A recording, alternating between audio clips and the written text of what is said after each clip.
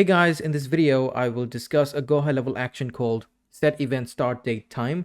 So a lot of people seem to be confused about how it works. I'm going to give you a really detailed explanation. And also along with that, I'm going to give you a use case for this so you can also relate, understand, and apply it on your own system.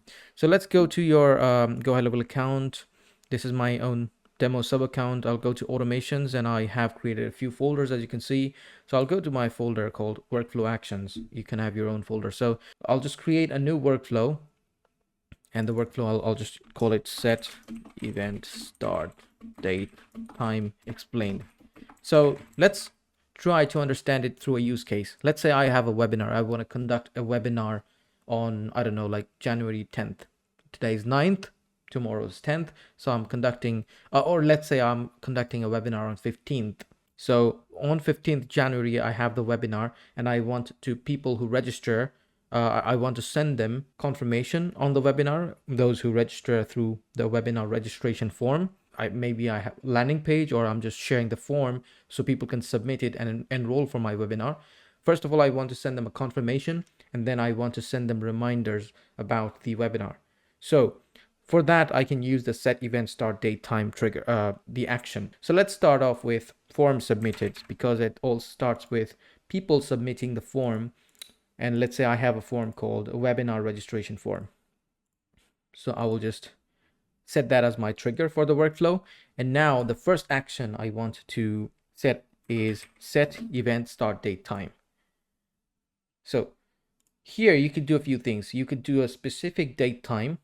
You could do a specific day, like current day of month, current day of week. So that if you do it like this, and this just do 1 and then I don't know, like 10 a.m. So this will be setting to the event start date time to the first day of the month at 10 o'clock. If you do current day of week, so every Monday 10 o'clock will be set as the start date and time.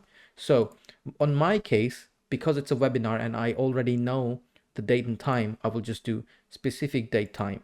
So I would do as I said, 15th of January, let's say 12 p.m. So I'm doing it on 15th of January, 12 p.m. So the set event start time is set to 15th of January, 12 o'clock. So now I can just go ahead and say, I'll send an email confirmation. So I'll just do this one, and then I'll just do webinar confirmation.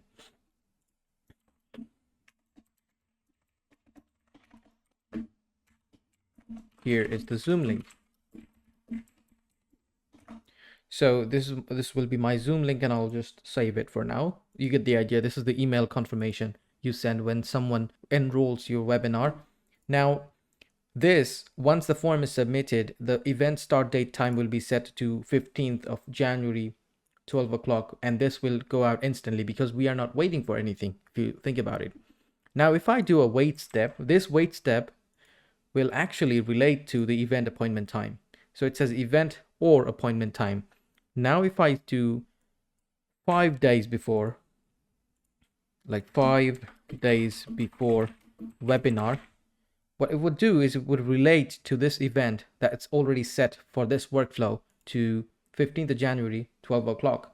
So this wait would relate to this, and then 5 days before the webinar, which will be 10th.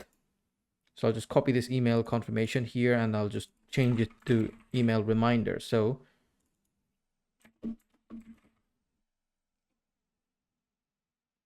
this is the reminder webinar in 5 days, and you can change the email body, but this email actually goes 5 days before the webinar. And how does it know when it meets the 5-day criteria? It just checks the event start time that I set on the top of the workflow. And the same thing you can do, like pretty much like when you do appointment confirmation reminder. Instead, that one has like a particular booking slot, and that connects to the calendar. But this one, you're manually setting up an event start date and time through this workflow action, and then you can just set up wait triggers based on that. So I would do another one, let's say 1 day before, sorry, 1 day before the appointment, the event. And then you could just do easily one more copy here of the reminder, tomorrow. So that's your webinar tomorrow email reminder. So that's how you can use it. We've talked about two types of set event start date time. You could also do custom field. So the custom field needs to be in a, like whenever you have a event start time custom field or custom value, it needs to be in a specific format, right? So it needs to be like this. So even if it's a custom value, you need to update the custom value in the same format, and that would set the event start date and time. So in my case, because I know it, I would just do the particular date time that that my webinar takes place in. So that's how you use this event start and date time. Again, this is just one use case. You could think of millions of other use cases and use it for your own system. So hopefully that made sense. Subscribe if you're new to the channel, and I will see you in the next one.